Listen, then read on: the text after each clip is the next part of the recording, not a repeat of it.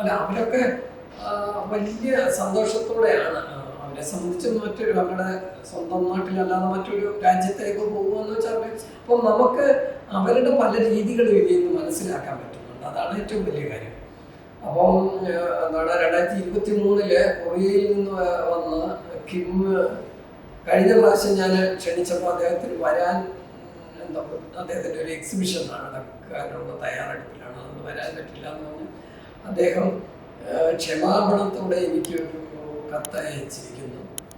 25 എന്നെ വിളിക്കണം, ഞാൻ എങ്ങനെയും വരാൻ ശ്രമിക്കാം, അപ്പം എനിക്ക് അവിടെ വരുന്നത് വലിയ കാര്യമായിട്ടാണ് കാണുന്നത് എന്നൊക്കെ അദ്ദേഹം പറഞ്ഞിങ്ങനെ കത്തയച്ചേക്കുന്നു. അപ്പം നമുക്ക് ഈ ഇതിൽ നിന്ന് കിട്ടുന്നതിനേക്കാൾ കൂടുതൽ അവർക്കും കിട്ടുന്നുണ്ട്. കാര്യം ഈ നമ്മുടെ ഇന്ത്യയുടെ മറ്റൊരു ഗുണം എന്ന് വെച്ചാൽ ഇതിൻ്റെ ഭാഷയുടെയും ലിപികളുടെയും വൈവിധ്യമാണ്. അത് മറ്റൊരിടത്തും ഇത്രയൊന്നും തോന്നുന്നില്ല.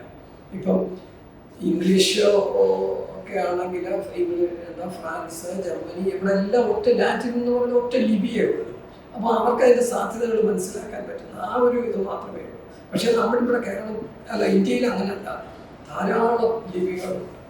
ഔദ്യോഗികമായി തന്നെ 15-18 ലിപികളുണ്ട്. പിന്നെ ഭാഷകൾ ഇഷ്ടംപോലാണ്, 100-ലേറെ ഭാഷകളുണ്ട്. അപ്പം ആ ഒരു വൈവിധ്യം അവർക്ക് മനസ്സിലാക്കാൻ പറ്റുന്നത്. പിന്നെ നമുക്ക് അവരുടെ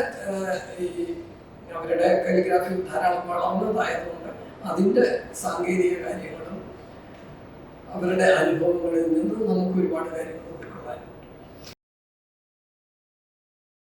അല്ല, പുതിയതായിട്ട് നല്ല താല്പര്യമുള്ള കുട്ടികൾ ധാരാളം വരുന്നുണ്ട്. പക്ഷേ ഇതിൻ്റെ മറ്റൊരു കാര്യം, എല്ലാവരും ഈ നിരന്തരം പ്രാക്ടീസ് ചെയ്യാൻ തയ്യാറാകുന്നില്ല എന്നുള്ളതാണ്. അത് മറ്റൊരു ഒന്നുകിൽ പഠിക്കുക അല്ലെങ്കിൽ ജോലി ചെയ്യുക ഒക്കെ ആകുമ്പോൾ അതിൻ്റെതായ ബുദ്ധിമുട്ട് മനസ്സിലാക്കാം. പിന്നെ ഇതിന് തയ്യാറാകാത്തതിൻ്റെ മറ്റൊരു കാര്യം, ഇതിന് ഇത് ചെയ്യുന്നത് കൊണ്ട് എന്ത് കാര്യം എന്നാണ് ഈ പുതിയ കുട്ടികളൊക്കെ എന്നോട് ചോദിക്കുന്നതിന് സ്കോപ്പ് ഉണ്ടോ പോലുള്ള ചോദ്യങ്ങളാണ് എൻ്റെ നേരെ വരുന്നത്. അപ്പോൾ അതിൻ്റെ സ്കോപ്പ് എന്ന് വെച്ചാൽ ഇങ്ങനെ എല്ലാവരും ചെയ്ത് ഇതിനെ പോപ്പുലർ ആക്കിയാൽ മാത്രമേ അതിന് സ്കോപ്പ് വരത്തുള്ളൂ. അപ്പോൾ അതിൻ്റെ പ്രവർത്തനത്തിലാണ് എന്നാണ് ഞാൻ വിചാരിക്കുന്നത്. അല്ല, അന്നൊക്കെ ഈ പെയിൻറ്റിങ്ങും സ്കൾപ്ചറും ഒന്നും പഠിച്ചാൽ ഒരു ജോലി സാധ്യതയൊന്നും ഇല്ലാത്ത ഒരു കാലമായിരുന്നു. പലരും മടിച്ചതും അവിടെ ഫൈൻ ആർട്സ് കോളേജുകളിൽ കുട്ടികളെ ചേർക്കാൻ പേരൻസ് മടിച്ചതിൻ്റെ ഒരു കാര്യം അതായിരുന്നു. പിന്നെ ഈ അപ്ലൈഡ് ആർട്ടിനാണ് കുറച്ചുകൂടി സാധ്യത അക്കാലത്തുണ്ടായിരുന്നത്. പക്ഷേ ഇപ്പം അത് മാറി വരുവാണ്. അക്കാലത്ത് അപ്ലൈഡ് ആർട്ട് പഠിച്ചാൽ ആഡ് ഏജൻസിയിൽ ജോലി ചെയ്യുക, അല്ലെങ്കിൽ അതേപോലുള്ള ചെറിയ സ്ഥാപനങ്ങളാണെങ്കിലും അല്ലെങ്കിൽ സ്വന്തമായിട്ട് വർക്ക് ചെയ്യാം. അല്ലാതെ ഒരു ശില്പം ചെയ്യാൻ പഠിച്ചത് കൊണ്ട് സ്വന്തമായിട്ട് ശില്പം ചെയ്താൽ എത്ര സാധ്യതകളുണ്ട് എന്നൊക്കെ അന്ന് വലിയ ബുദ്ധിമുട്ടായിരുന്നു. ഇപ്പോഴത് നല്ലപോലെ മാറി വരുന്നുണ്ടെന്നാണ് കരുതുന്നത്. അല്ല, ഞാൻ പഠിച്ചുകൊണ്ടിരിക്കുമ്പോൾ തന്നെ, സെക്കൻഡ് ഇയർ പഠിക്കുമ്പോൾ തന്നെ കലാകൗമുദിയിൽ പോയി തുടങ്ങി. അപ്പം ഞാൻ അപ്ലൈഡ് ആർട്ട് അല്ല പഠിച്ചത്, പെയിൻറ്റിംഗ് ആണ് പഠിച്ചതെങ്കിലും ചെയ്യുന്നത് അപ്ലൈഡ് ആർട്ട് ആയിരുന്നു. അപ്പം ഈ കലാകൗമുദിയുമായിട്ട് ചേർന്ന് വർക്ക് ചെയ്തതുകൊണ്ട് ഈ അച്ചടിയെ പറ്റിയും അത്തരം സാങ്കേതിക കാര്യങ്ങൾ ഈ കോളേജിൽ പഠിക്കുന്നതിനേക്കാൾ കൂടുതൽ പഠിക്കാൻ അവസരം കിട്ടും.